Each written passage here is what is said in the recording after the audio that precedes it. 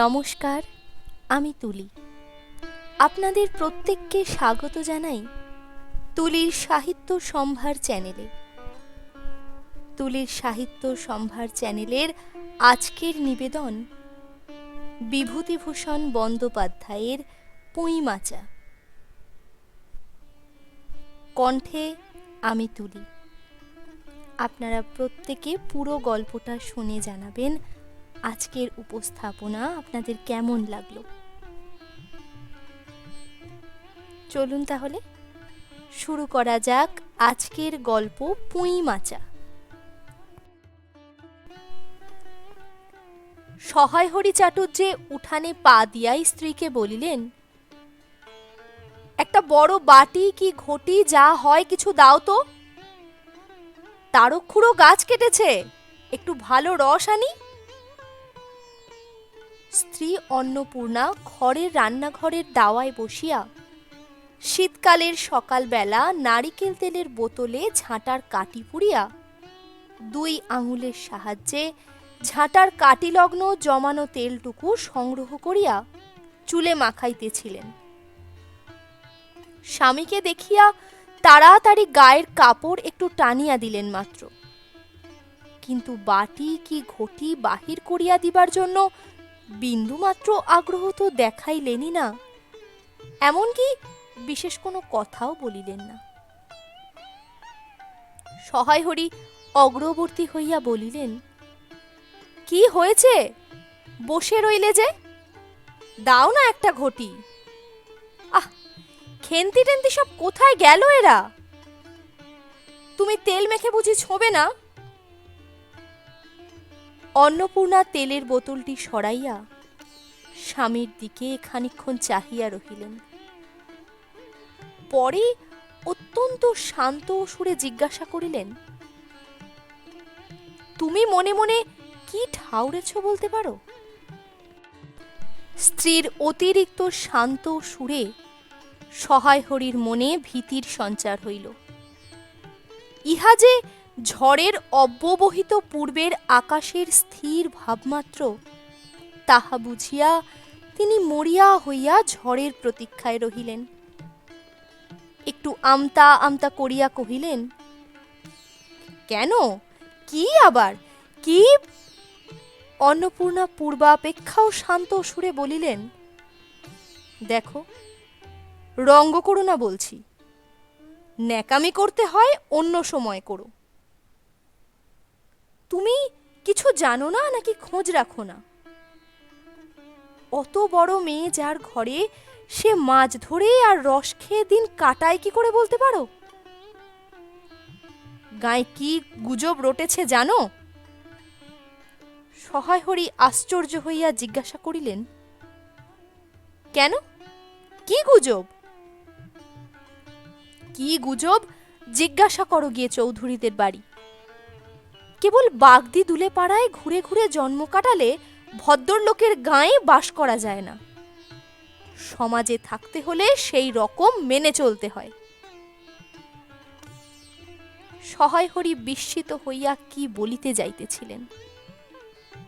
অন্নপূর্ণা পূর্ববৎ সুরেই পুনর্বার বলিয়া উঠিলেন, এক ঘরে করবে গো, তোমাকে এক ঘরে করবে। কাল চৌধুরীদের চণ্ডী মণ্ডপে এসব কথা হয়েছে। আমাদের হাতে ছোঁয়া জল আর কেউ খাবে না। আশীর্বাদ হয়ে মেয়ের বিয়ে হলো না, ও নাকি উচ্ছগু করা মেয়ে। গায়ের কোনো কাজে তোমাকে আর কেউ বলবে না। যাও, ভালোই হয়েছে তোমার। এখন গিয়ে দুলে বাড়ি বাগদি বাড়ি উঠে বসে দিন কাটাও। সহায়হরি তাচ্ছিল্যের ভাব প্রকাশ করিয়া বলিলেন, এই আমি বলি না জানি কি ব্যাপার। এক ঘরে, সবাই এক ঘরে করেছেন, এবার বাকি আছেন কালীময় ঠাকুর। ও! অন্নপূর্ণা তেলে বেগুনে জ্বলিয়া উঠিলেন। কেন, তোমাকে এক ঘরে করতে বেশি কিছু লাগে নাকি? তুমি কি সমাজের মাথা না একজন মাতব্বর লোক? চাল নেই, চুলো নেই, এক করার মুরদ নেই, চৌধুরীরা তোমায় এক ঘরে করবে তার এমন কঠিন কথা কি? আর সত্যিই তো, এদিকে ধাড়ি মেয়ে হয়ে উঠল। হঠাৎ স্বর নামাইয়া বলিলেন, হলো যে 15 বছরের, বাইরে কমিয়ে বলে বেড়ালে কি হবে? লোকের চোখ নেই। পুনরায় গলা উঠিয়ে বলিলেন, না বিয়ে দেবার গা না কিছু। আমি কি যাব পাত্তর ঠিক করতে? সশরীরে যতক্ষণ স্ত্রীর সম্মুখে বর্তমান থাকিবেন, স্ত্রীর গলার সুর ততক্ষণ কমিবার কোনো সম্ভাবনা নাই বুঝিয়া সহায় হরি দাওয়া হইতে তাড়াতাড়ি একটি কাঁসার বাটি উঠাইয়া লইয়া খিড়কি দুয়ার লক্ষ্য করিয়া যাত্রা করিলেন। কিন্তু খিড়কি দুয়ারের একটু এদিকে কি দেখিয়া হঠাৎ থামিয়া গেলেন এবং আনন্দপূর্ণ স্বরে বলিয়া উঠিলেন, এসব কি রে খেন্তিমা, এসব কোথা থেকে আনলি? ও, এ যে 14-15 বছরের একটি মেয়ে আর দুটি ছোট ছোট মেয়ে পিছনে লইয়া বাড়ি ঢুকিল। তাহার হাতে এক বোঝা পুঁইশাক, ডাঁটাগুলি মোটা ও হলদে। হলদে চেহারা দেখলে মনে হয় কাহারা পাকা পুঁই গাছ উপড়াইয়া ফেলিয়া উঠানের জঙ্গল তুলিয়া দিতেছিল। মেয়েটি তাহাদের উঠানের জঞ্জাল প্রাণপণে তুলিয়া আনিয়াছে। ছোট মেয়ে দুটির মধ্যে একজনের হাত খালি, অপরটির হাতে গোটা 2-3 পাকা পুঁই পাতা জড়ানো কোনো দ্রব্য। বড় মেয়েটি খুব লম্বা, মাথার চুলগুলো কৃষ্ণ ও অগোছালো, বাতাসে উড়িতেছে। মুখখানা খুব বড়, চোখ দুটো ডাগর ডাগর ও শান্ত। সরু সরু কাঁচের চুড়িগুলো 2 পয়সা ডজনের একটি সেফটি পিন দিয়া একত্র করিয়া আটকানো। পিনটির বয়স খুঁজিতে যাইলে প্রাগৈতিহাসিক যুগে গিয়া পড়িতে হয়। এই বড় মেয়েটির নামই বোধহয় খেন্তি, কারণ সে তাড়াতাড়ি পিছন ফিরিয়া তাহার পশ্চাৎবর্তিনীর হাত হইতে পুঁই পাতা জড়ানো দ্রব্যটি লইয়া মেলিয়া ধরিয়া বলিল, চিংড়ি মাছ বাবা, গয়া বুড়ির কাছ থেকে রাস্তায় নিলাম, দিতে চায় না, বলে তোমার বাবার কাছে আর দিনকাল দরুন 2 পয়সা বাকি আছে। আমি বললাম, দাও গয়া পিসি, আমার বাবা কি তোমার 2 পয়সা নিয়ে পালিয়ে যাবে? আর এই পুঁই শাকগুলো ঘাটের ধারে রায় কাকা দিয়ে বললে, নিয়ে যা, কেমন মোটা মোটা। অন্নপূর্ণার দাওয়া হইতেই অত্যন্ত ঝাঁঝের সহিত চিৎকার করিয়া উঠিলেন, নিয়ে যা! আহা, কি অমৃতই তোমাকে তারা দিয়েছে! পাকা পুঁইডাটা কাঠ হয়ে গিয়েছে, 2 দিন পরে ফেলে দিত, নিয়ে যা। আর উনি তাদের আগাছা উঠিয়ে নিয়ে এসেছেন। ভালোই হয়েছে, তাদের আর নিজেদের কষ্ট করে কাটতে হলো না। যত পাথুরে বোকা সব মরতে আসে আমার ঘাড়ে। ধাড়ি মেয়ে, বলে দিয়েছি না তোমায়, বাড়ির বাইরে কোথাও পা দিও না। লজ্জা করে না এপাড়া সেপাড়া করে বেড়াতে? বিয়ে হলে যে 4 ছেলের মা হতে, খাওয়ার নামে আর জ্ঞান থাকে না। না, কোথায় শাক, কোথায় বেগুন, আর একজন বেড়াচ্ছেন, কোথায় রস, কোথায় ছাই, কোথায় পাশ। ফেল বলছি, ওসব ফেল। মেয়েটি শান্ত অথচ ভয় মিশ্রিত দৃষ্টিতে মার দিকে চাহিয়া হাতের বাঁধন আলগা করিয়া দিল। পুঁইশাকের বোঝা মাটিতে পড়িয়া গেল। অন্নপূর্ণা বকিয়া চলিলেন, যাত রাধি, ও আপদগুলো টেনে খিড়কি পুকুরের ধারে ফেলে দিয়ে আয় তো। ফের যদি বাড়ির বার হতে দেখেছি, তবে ঠ্যাং না খোঁড়া করি তো।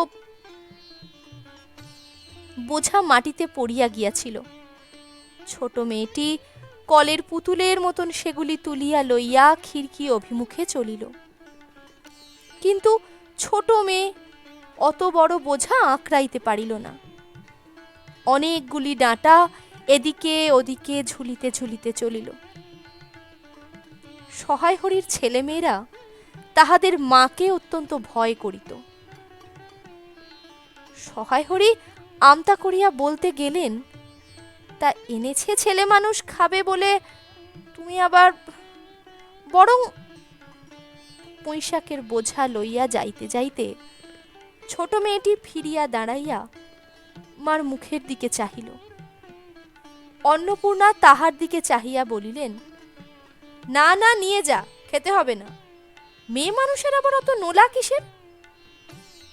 এক পাড়া থেকে আর এক পাড়ায় নিয়ে আসবে দুটো পাকা পুঁইশাক ভিক্ষে করে। যা যা, তুই যা, দূর করে বনে দিয়ায়। সহায় হরি বড় মেয়ের মুখের দিকে চাহিয়া দেখিলেন, তাহার চোখ দুটো জলে ভরিয়া আসিয়াছে। তাহার মনে বড় কষ্ট হইল। কিন্তু মেয়ের যতই সাধের জিনিস হোক, পুঁইশাকের পক্ষাবলম্বন করিয়া দুপুর বেলা স্ত্রীকে চটাইতে তিনি আদৌ সাহসী হইলেন না।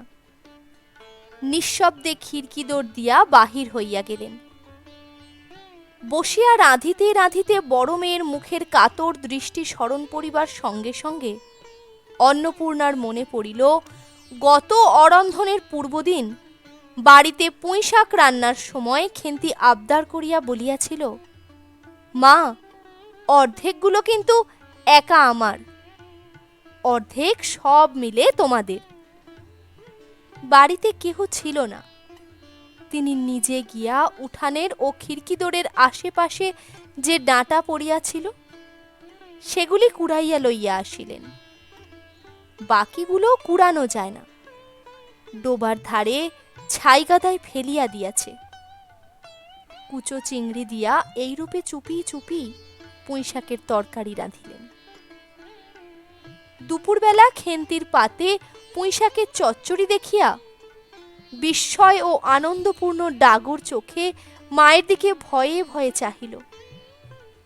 দু একবার এদিক ওদিক ঘুরিয়া আসিতেই অন্নপূর্ণা দেখিলেন উক্ত পুঁইশাকের এক টুকরাও তাহার পাতে পড়িয়া নাই। পুঁইশাকের ওপর তাহার এই মেয়েটির কি রূপ লোভ তাহা তিনি জানিতেন। জিজ্ঞাসা করিলেন, কিরে খেন্তি, আর একটু চচ্চড়ি দি? খেন্তি তৎক্ষণাৎ ঘাড় নাড়িয়া এ আনন্দজনক প্রস্তাব সমর্থন করিলে কি ভাবিয়া অন্নপূর্ণার চোখে জল আসিল। চাপিতে গিয়া তিনি চোখ উঁচু করিয়া চালের বাতায় গোঁজার ডালা হইতে শুকনা লঙ্কা পাড়িতে লাগিলেন। কালীময়ের চণ্ডীমণ্ডপে সেদিন বৈকাল বেলা সহায় হরির ডাক পড়িল। সংক্ষিপ্ত ভূমিকা ফাঁদিবার পর কালীময় উত্তেজিত সুরে বলিলেন, সেসব দিন কি আর আছে ভায়া? এই ধরো কেষ্ট মুকুজ্জে, স্বভাব নইলে পাত্র দেব না, স্বভাব নইলে পাত্র দেব না করে কি কাণ্ডটাই করলে। অবশেষে কিনা হরির ছেলেটাকে ধরে পড়ে মেয়ের বিয়ে দেয়। তবে রক্ষে তার কি স্বভাব রাম বলো? ৬-৭ পুরুষে ভঙ্গ, পচা ক্ষত্রিয়। পরে সুর নরম করিয়া বলিলেন, তার সমাজের সেসব শাসনের দিন কি আর আছে? দিন দিন চলে যাচ্ছে। বেশি দূর যাই কেন, এই যে তোমার মেয়েটি ১৩ বছরের। সহায় হরি বাধা দিয়ে বলতে গেলেন, এই শ্রাবণে ১৩। আহা, ১৩ আর ১৬ তফাৎ কিসের শুনি?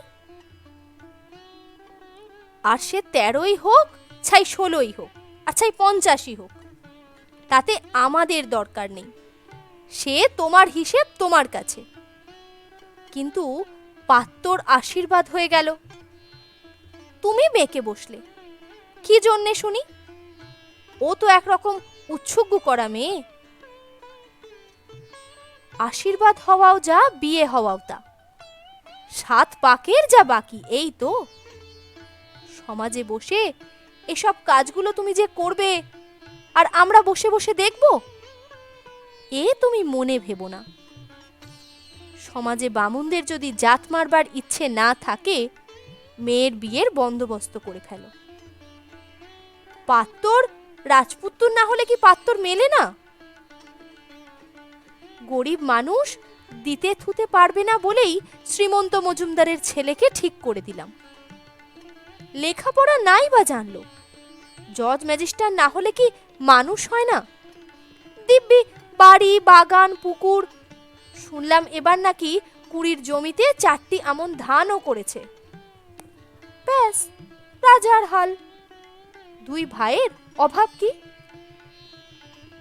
ইতিহাসটা হইতেছে এই যে মণিগাঁয়ের উক্ত মজুমদার মহাশয়ের পুত্রটি কালীময়ই ঠিক করিয়া দেন।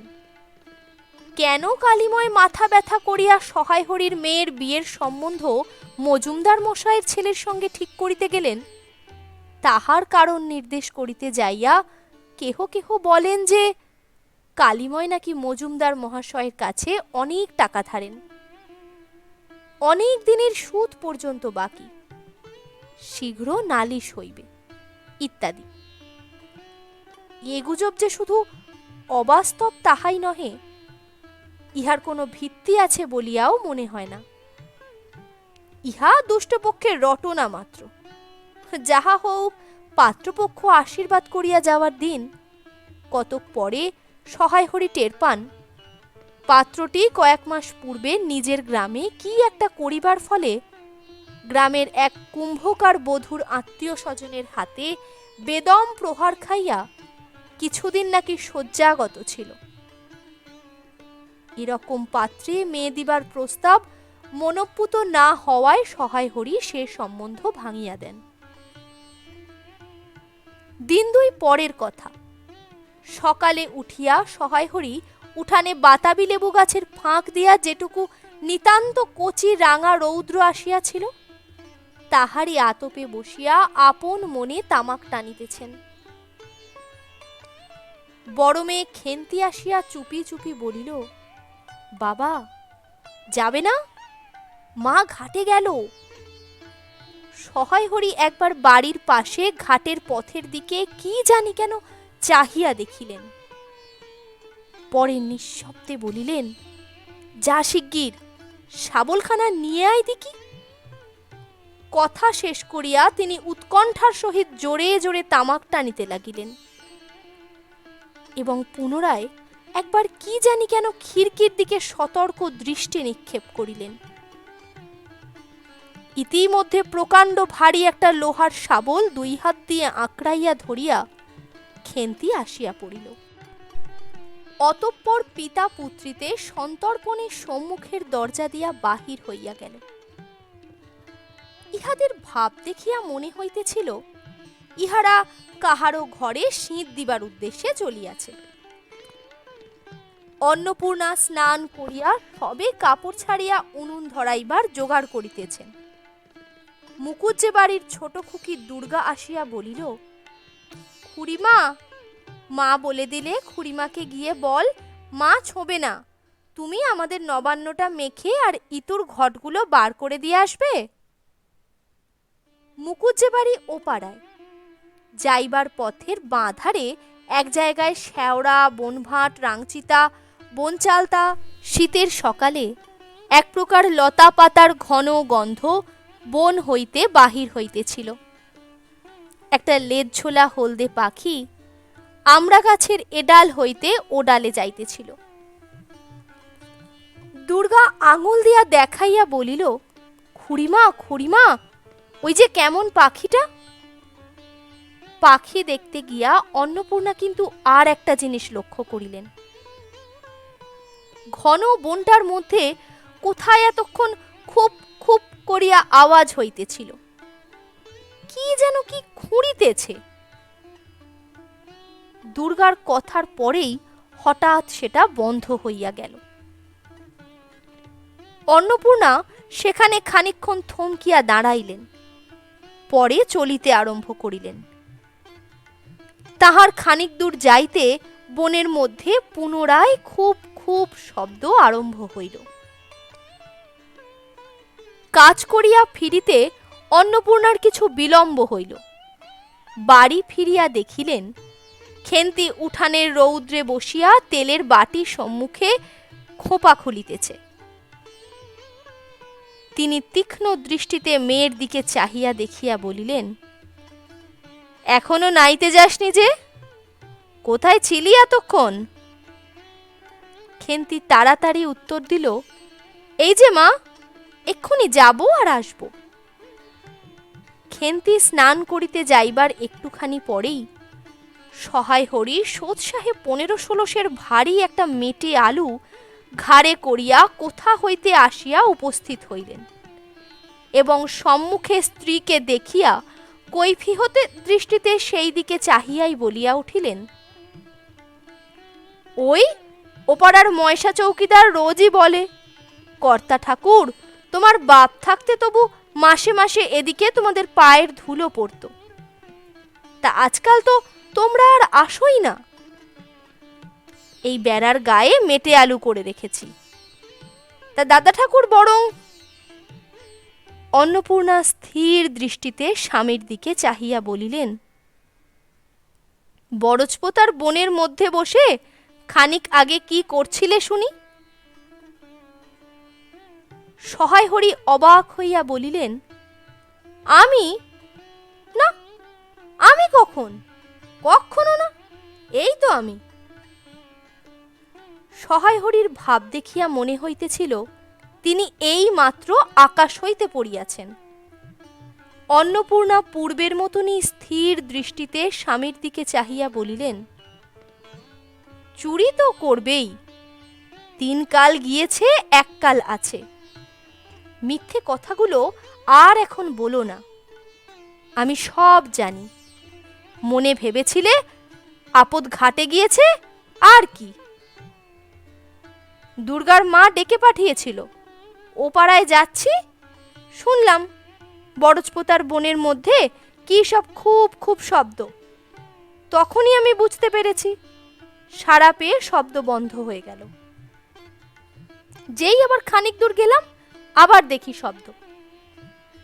তোমার তো ইহকালও নেই, পরকালও নেই, চুরি করতে, ডাকাতি করতে, যা করতে ইচ্ছে হয় করো, কিন্তু মেয়েটাকে আবার এর মধ্যে নিয়ে গিয়ে ওর মাথা খাওয়া কিসের জন্যে? সহায় হরি হাত নাড়িয়া বরজপোতায় তাহার উপস্থিত থাকার বিরুদ্ধে কতকগুলো প্রমাণ উত্থাপন করিবার চেষ্টা করিতে গেলেন, কিন্তু স্ত্রীর চোখের দৃষ্টির সামনে তাহার বেশি কথাও জোগাইল না, বা কথিত উক্তিগুলির মধ্যে কোথাও কোনো পূর্বাপর্য সম্বন্ধও খুঁজিয়া পাওয়া গেল না। 8 ঘণ্টা পরে খেন্তি স্নান সারিয়া বাড়ি ঢুকিলে সম্মুখস্থ মেটে আলুর দিকে একবার আর চোখে চাহিয়াই নিরীহ মুখে উঠানের আলনায় অত্যন্ত মনোযোগের সহিত কাপড় মেলিয়া দিতেছিল। অন্নপূর্ণা ডাকিলেন, খেন্তি, এদিকে একবার আয় তো, শুনে যা। মায়ের ডাক শুনিয়া খেন্তির মুখ শুকাইয়া গেল। সে ইতস্তত করিতে করিতে মার নিকটে আসিলে তিনি জিজ্ঞাসা করিলেন, এই মেটে আলুটা দুজনে মিলে তুলে এনেছিস না? খেন্তি মার মুখের দিকে একটুখানি চাহিয়া থাকিয়া একবার ভূপতিত মেটে আলুটার দিকে চাহিল, পরে পুনরায় মার মুখের দিকে চাহিল এবং সঙ্গে সঙ্গে ক্ষিপ্র দৃষ্টিতে একবার বাড়ির সম্মুখস্থ বাঁশঝাড়ের মাথার দিকেও চাহিয়া লইল। তাহার কপালে বিন্দু বিন্দু ঘাম দেখা দিল, কিন্তু মুখ দিয়ে কথা বাহির হইল না। অন্নপূর্ণা কড়া সুরে বলিলেন, কথা বলছিস না যে বড়? এই মেটে আলু তুই এনেছিস কি না? খেন্তি বিপন্ন চোখে মার মুখের দিকে চাহিয়া উত্তর দিল, হ্যাঁ। অন্নপূর্ণা তেলে বেগুনে জ্বলিয়া উঠিয়া বলিলেন, পাজি, আজ তোমার পিঠে আমি আস্ত কাঠের চেলা ভাঙব, তবে ছাড়ব। বরজপোতার বনে গিয়েছে মেটে আলু চুরি করতে? সমত্ত মেয়ে বিয়ের যোগ্যী হয়ে গেছে কোন কালে? সেই এক গলা বিজন বন, যার মধ্যে দিনে দুপুরে বাঘ লুকিয়ে থাকে, তার মধ্যে থেকে পরের আলু নিয়ে এলো। যদি গোসাইরা চৌকিদার ডেকে তোমায় ধরিয়ে দেয়, তোমার কোন শ্বশুর এসে তোমায় বাঁচাতো? আমার জোটে খাবো, না জোটে না খাবো, তা বলে পরের জিনিসে হাত? এ মেয়ে নিয়ে আমি কি করব মা? 2-3 দিন পরে একদিন বৈকালে ধুলা মাটি মাখা হাতে খেন্তি মাকে আসিয়া বলিল, মা মা, দেখবে এসো। অন্নপূর্ণা গিয়া দেখিলেন ভাঙা পাঁচিলের ধারে যে ছোট খোলা জমিতে কতকগুলো পাথরকুচি ও কণ্টিকারির জঙ্গল হইয়াছিল, খেন্তি ছোট বোনটিকে লইয়া সেখানে মহা উৎসাহে তরকারির আওলাদ করিবার আয়োজন করিতেছে এবং ভবিষ্যৎ সম্ভাবী নানাবিধ কাল্পনিক ফল মূলের অগ্রদূত স্বরূপ বর্তমানে কেবল একটিমাত্র শীর্ণকায় পুঁইশাকের চারা কাপড়ের ফালির গ্রন্থিবন্ধ হইয়া ফাঁসি হইয়া যাওয়া আসামির মতন ঊর্ধ্বমুখে এক খণ্ড শুষ্ক কঞ্চির গায়ে ঝুলিয়া রহিয়াছে। ফলমূলাদির অবশিষ্টগুলি আপাতত তার বড় মেয়ের মস্তিষ্কের মধ্যে অবস্থিতি করিতেছে, দিনের আলোয় এখনো বাহির হয় নাই। অন্নপূর্ণা হাসিয়া বলিলেন, দূর পাগলি, এখন পুঁইডাঁটার চারা পোতে কখনো? বর্ষাকালে পুঁততে হয়, এখন যে জল না পেয়ে মরে যাবে। খেন্তি বলিল, কেন, আমি রোজ জল ঢালব?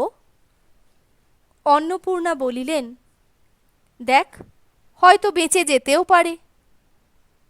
আজকাল রাতে খুব শিশির হয়, খুব শীত পড়িয়াছে। সকালে উঠিয়া সহায় হরি দেখিলেন তাহার 2 ছোট মেয়ে দোলাই গায়ে বাঁধিয়া রোদ উঠিবার প্রত্যাশায় উঠানের কাঁঠাল তলায় দাঁড়াইয়া আছে। একটা ভাঙা ঝুড়ি করিয়া খেন্তির শীতে কাঁপিতে কাঁপিতে মুকুজ্জে বাড়ি হইতে গোবর কুড়াইয়া আনিলে সহায় হরি বলিলেন, হ্যাঁ মা খেন্তি, তা সকালে উঠে জামাটা গায়ে দিতে তোর কি হয়? দেখ দেখি, এই শীত। আচ্ছা দিচ্ছি বাবা, কই শীত তেমন তো। হ্যাঁ দে মা, এক্ষুনি দে, অসুখ বিসুখ 5 রকম হতে পারে, বুঝলি নে। সহায় হরি বাহির হইয়া গেলেন। ভাবিতে ভাবিতে গেলেন, তিনি কি অনেক দিন মেয়ের মুখে ভালো করিয়া চাহেন নাই? খেন্তির মুখ এমন সুশ্রী হইয়া উঠিয়াছে।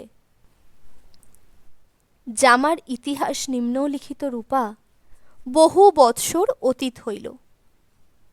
হরিপুরের রাসের মেলা হইতে সহায় হরি কালো সার্জের এই 2.5 টাকা মূল্যের জামাটি ক্রয় করিয়া আনেন। ছিঁড়িয়া যাইবার পর তাহাতে কতবার রিপু ইত্যাদি করা হইয়াছিল। সম্প্রতি গত বৎসর হইতে খেন্তির স্বাস্থ্যোন্নতি হওয়ার দরুন জামাটি তাহার গায়ে হয় না। সংসারের এসব খোঁজ সহায় হরি রাখিতেন না। জামার বর্তমান অবস্থা অন্নপূর্ণারও জানা ছিল না। খেন্তির নিজস্ব ভাঙা টিনের তোরঙ্গের মধ্যে উহা থাকিত। পৌষ সংক্রান্তি সন্ধ্যাবেলা অন্নপূর্ণা একটি কাঁসিতে চালের গুঁড়া ময়দা ও গুড় দিয়া চটকাইতেছিলেন। একটি ছোট বাটিতে 1 বাটি তেল। খেন্তি কুড়ুনির নিচে একটা কলার পাত পাড়িয়া 1 থালা নারকেল কুড়িতেছে। অন্নপূর্ণা প্রথমে খেন্তির সাহায্য লইতে স্বীকৃত হন নাই, কারণ সে যেখানে সেখানে বসে, বনে বাদারে ঘুরিয়া ফেরে, তাহার কাপড় চোপড় শাস্ত্রসম্মত ও সূচি নহে। অবশেষে খেন্তি নিতান্ত ধরিয়া পড়ায় হাত পা ধোয়াইয়া ও শুষ্ক কাপড় পরাইয়া তাহাকে বর্তমান পদে নিযুক্ত করিয়াছেন। ময়দার গোলা মাখা শেষ হইলে অন্নপূর্ণা উনুনে খোলা চাপাইতে যাইতেছেন। ছোট মেয়ে রাধি হঠাৎ ডান হাতখানা পাতিয়া বলিল, মা, ওই একটু। অন্নপূর্ণা বড় গামলাটা হইতে একটুখানি গোলা তুলিয়া লইয়া হাতের আঙুল 5টি দ্বারা একটি বিশেষ মুদ্রা রচনা করিয়া সেটুকু রাধির প্রসারিত হাতের উপর দিলেন। মেজ মেয়ে পুঁটি অমনি ডান হাতখানা কাপড়ে তাড়াতাড়ি মুছিয়া লইয়া মার সামনে পাতিয়া বলিল, মা, আমায় একটু। খেন্তি সূচি বস্ত্রে নারকেল কুড়িতে কুড়িতে লুব্ধ নেত্রে মধ্যে মধ্যে এদিকে চাইতেছিল। এ সময় খাইতে যাওয়ায় মা পাছে বকে, সেই ভয়ে চুপ করিয়া রহিল। অন্নপূর্ণা বলিলেন, দেখি নিয়ে আয় খেন্তি ওই নারকেল মালাটা, ওতে তোর জন্য একটু রাখি। খেন্তি ক্ষিপ্র হস্তে নারিকেলের উপরের মালাখানা, যাহাতে ফুটা নাই, সেখানে সরাইয়া দিল। অন্নপূর্ণা তাহাতে একটু বেশি করিয়া গোলা ঢালিয়া দিলেন। মেজমেয়ে পুঁটি বলিল, জ্যাঠাইমারা অনেকখানি দুধ নিয়েছে, রাঙা দিদি ক্ষীর তৈরি করছিল, ওদের অনেক রকম হবে। খেন্তি মুখ তুলিয়া বলিল, এবেলা আবার হবে নাকি? ওরা তো ওবেলা ব্রাহ্মণ নেমন্তন্ন করেছিল, সুরেশ কাকাকে আর ওপাড়ার তিনুর বাবাকে। ওবেলা তো পায়েস, ঝোল, পুলি, মুক্তোক্তি এসব হয়েছে। পুঁটি জিজ্ঞাসা করিল, হ্যাঁ মা, ক্ষীর নইলে নাকি পাটিসাপটা হয় না? খেদি বলছিল, ক্ষীরের পুর না হলে কি আর পাটিসাপটা হয়? আমি বললাম, কেন, আমার মা তো শুধু নারকেলের ছাই দিয়েই করে, সে তো কেমন ভালোই লাগে।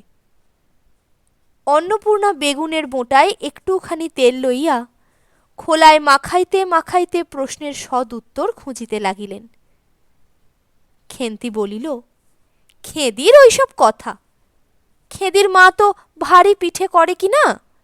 ক্ষীরের পুর দিয়ে ঘিরে ভাজলেই কি আর পিঠে হলো?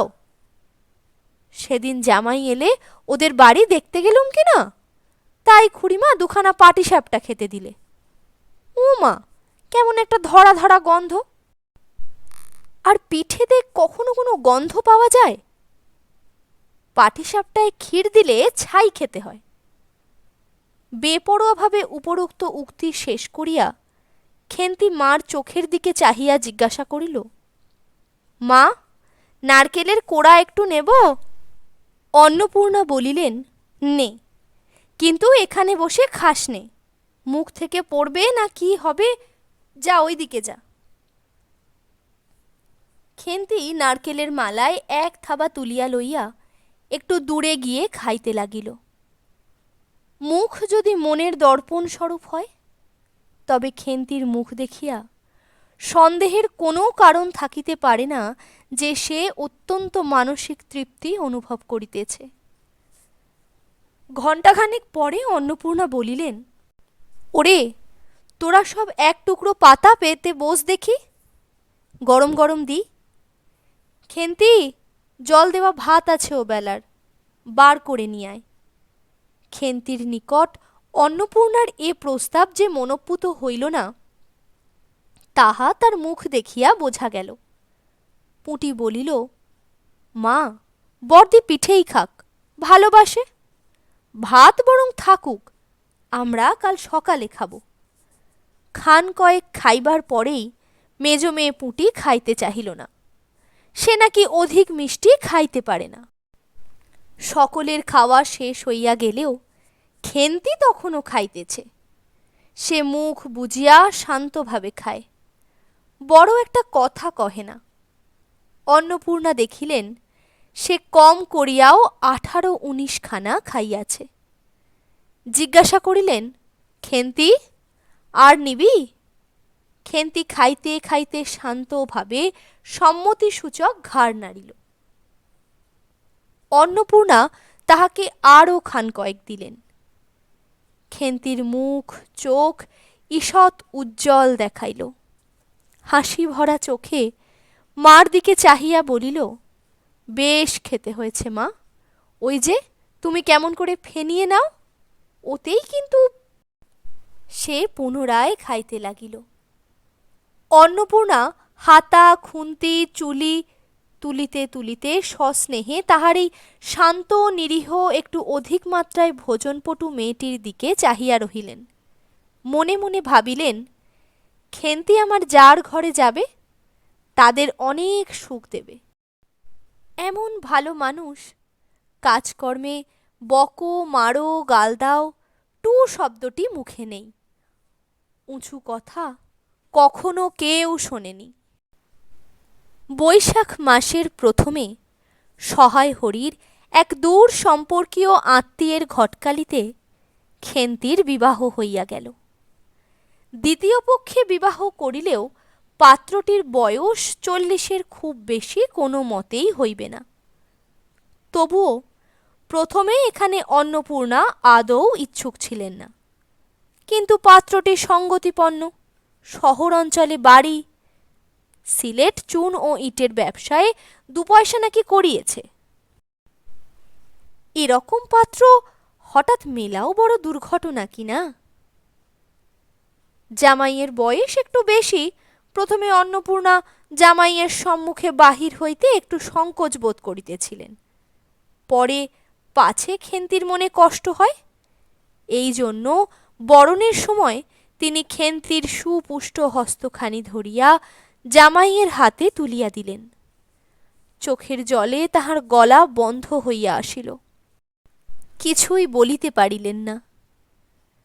বাড়ির বাহির হইয়া আমলকি তলায় বেহারারা সুবিধা করিয়া লইবার জন্য বরের পালকি একবার নামাইল।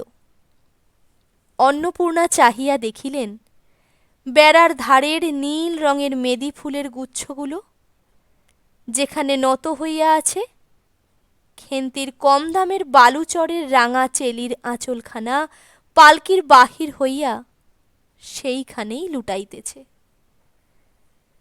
তার এই অত্যন্ত অগোছালো, নিতান্ত নিরীহ এবং একটু অধিক মাত্রায় ভোজনপটু মেয়েটি পরের ঘরে অপরিচিত মহলে পাঠাইতে তার বুক উদ্বেল হইয়া উঠিতেছিল।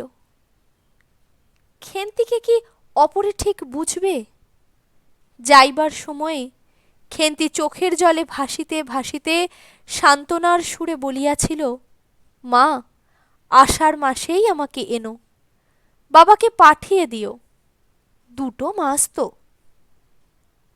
ওপাড়ার ঠানদিদি বলিলেন, তোর বাবা তোর বাড়ি যাবে কেন রে? আগে নাতি হোক তবে তো। খেন্তির মুখ লজ্জায় রাঙা হইয়া উঠিল। জল ভরা ডাগর চোখের উপর একটুখানি লাজুক হাসির আভা মাখাইয়া সে একগুঁয়েমি সুরে বলিল, না, যাবে না বই কি, দেখো তো কেমন না যান। ফাল্গুন চৈত্র মাসের বৈকালবেলা উঠানের মাচায় রৌদ্রে দেয়া আমসত্ত্ব তুলিতে তুলিতে অন্নপূর্ণার মন হু হু করিত। তার অনাচারী লোভী মেয়েটি আজ বাড়িতে নাই যে। কোথা হইতে বেড়াইয়া আসিয়া লজ্জাহীনার মতন হাতখানি পাতিয়া মিনতির সুরে অমনি বলিবে, মা, বলবো একটা কথা, ওই কোনটা ছিঁড়ে একটুখানি 1 বছরের উপর হইয়া গিয়াছে। পুনরায় আষাঢ় মাস, বর্ষা বেশ নামিয়াছে। ঘরের দাওয়ায় বসিয়া সহায় হরি প্রতিবেশী বিষ্ণু সরকারের সহিত কথা বলিতেছেন।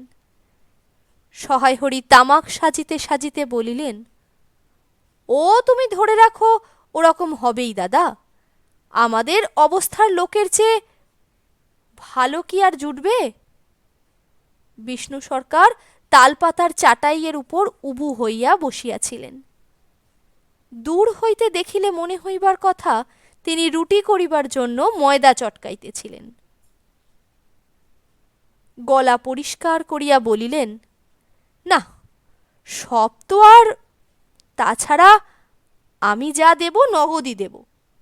তোমার মেয়েটির হয়েছিল কি? সহায় হরি হুকাটায় 5-6 টান দিয়া কাশিতে কাশিতে বলিলেন, বসন্ত হয়েছিল শুনলাম। ব্যাপার কি দাঁড়ালো বুঝলে? মেয়ে তো কিছুতে পাঠাতে চায় না। 250 আন্দাজ টাকা বাকি ছিল, বললে ও টাকা আগে দাও, তবে মেয়ে নিয়ে যাও। একেবারে জামার। তারপর বললেন, টাকাটা ভায়া ক্রমে ক্রমে দিচ্ছি। পুজোর তত্ত্ব কম করেও 30 টাকার কম হবে না ভেবে দেখলাম। কি না মেয়ের নানা নিন্দে ওঠালে, ছোট লোকের মেয়ের মতন চলে, হাভাদেগড়ের মতো খায়, আরও কত কি। পৌষ মাসে দেখতে গেলাম, মেয়েটাকে ফেলে থাকতে পারলাম না, বুঝলে। সহায় হরি হঠাৎ কথা বন্ধ করিয়া জোরে মিনিট কতক ধরিয়া হুঁকায় টান দিতে লাগিলেন। কিছুক্ষণ দুজনের কোনো কথা শোনা গেল না।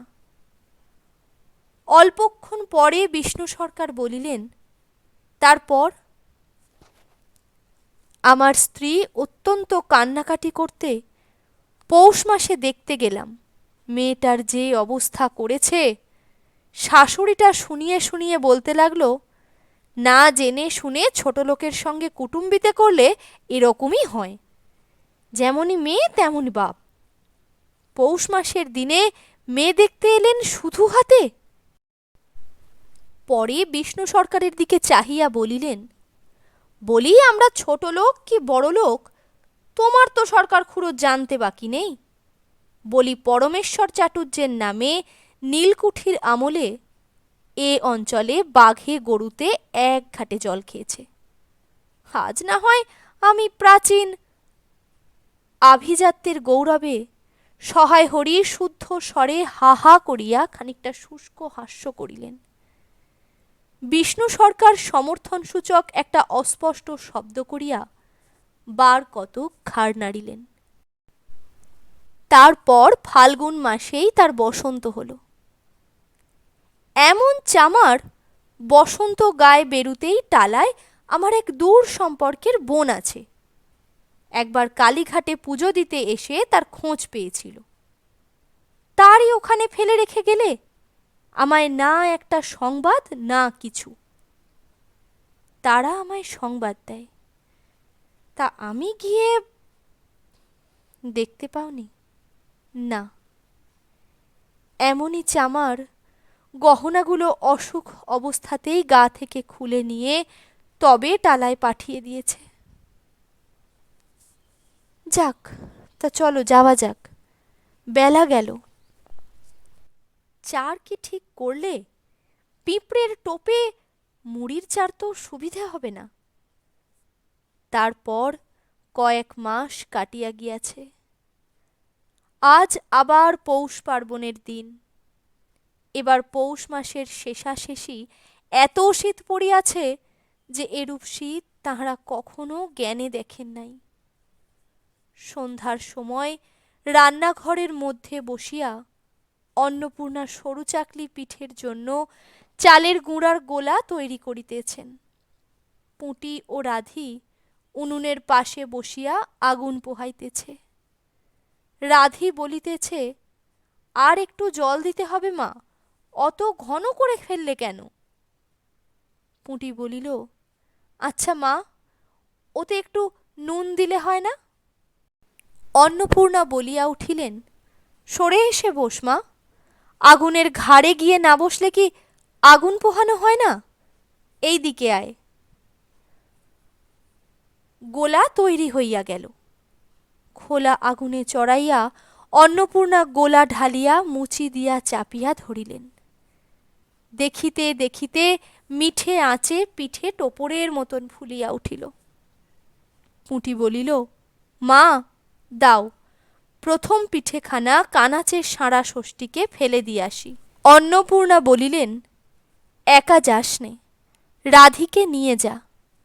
খুব জ্যোৎস্না উঠিয়াছিল। বাড়ির পিছনে সাঁড়া গাছের ঝোপের মাথায় তেলাকুচা লতার থলো থলো সাদা ফুলের মধ্যে জ্যোৎস্না আটকাইয়া রহিয়াছে। পুঁটি ও রাধি খিড়কি দোর খুলিতেই একটা শিয়াল শুকনো পাতায় খস খস করিতে করিতে ঘন ঝোপের মধ্যে ছুটিয়া পলাইলে পুঁটি পিঠেখানা জোর করিয়া হুঁড়িয়া ঝোপের মাথায় ফেলিয়া দিল। তাহার পর চারিধারের নির্জন বাঁশবনের নিস্তব্ধতায় ভয় পাইয়া ছেলে মানুষ পিছু হটিয়া আসিয়া খিড়কি দরজার মধ্যে ঢুকিয়া পড়িয়া তাড়াতাড়ি দ্বার বন্ধ করিয়া দিল। পুঁটি ও রাধি ফিরিয়া আসিলে অন্নপূর্ণা জিজ্ঞাসা করিলেন, দিলি? পুঁটি বলিল, হ্যাঁ মা, তুমি আর বছর যেখান থেকে নেবুর চারা তুলে এনেছিলে সেখানে ফেলে দিলাম। তারপর সে রাত্রে অনেকক্ষণ কাটিয়া গেল। পিঠে গড়া প্রায় শেষ হইয়া আসিয়াছে। রাতও তখন খুব বেশি। জ্যোৎস্নার আলোয় বাড়ির পিছনের বনে অনেকক্ষণ ধরিয়া একটা কাঠঠোকরা পাখি ঠকর ঠকর শব্দ করিতেছিল। তাহার স্বরটাও যেন ক্রমে তন্দ্রালু হইয়া পড়িতেছে। দুই বোনের খাইবার জন্য কলার পাতা চিরিতে চিরিতে পুঁটি অন্যমনস্কভাবে হঠাৎ বলিয়া উঠিল, দিদি বড় ভালোবাসত। তিনজনেই খানিকক্ষণ নির্বাক হইয়া বসিয়া রহিল। তাহার পর তাহাদের তিনজনেরই দৃষ্টি কেমন করিয়া আপনা আপনি উঠানের এক কোণে আবদ্ধ হইয়া পড়িল। সেখানে বাড়ির সেই লোভী মেয়েটির লোভের স্মৃতি পাতায় পাতায় শিরায় শিরায় জড়াইয়া তাহার কত সাধের নিজের হাতে পোঁতা পুঁই গাছটি মাচা জুড়িয়া বাড়িয়া উঠিয়াছে। বর্ষার জল ও কার্তিক মাসের শিশির লইয়া কচি কচি সবুজ ডগাগুলি মাচাতে সব ধরে নাই, মাচা হইতে বাহির হইয়া দুলিতেছে। সুপুষ্ট নধর প্রবর্ধমান জীবনের লাবণ্যে ভরপুর।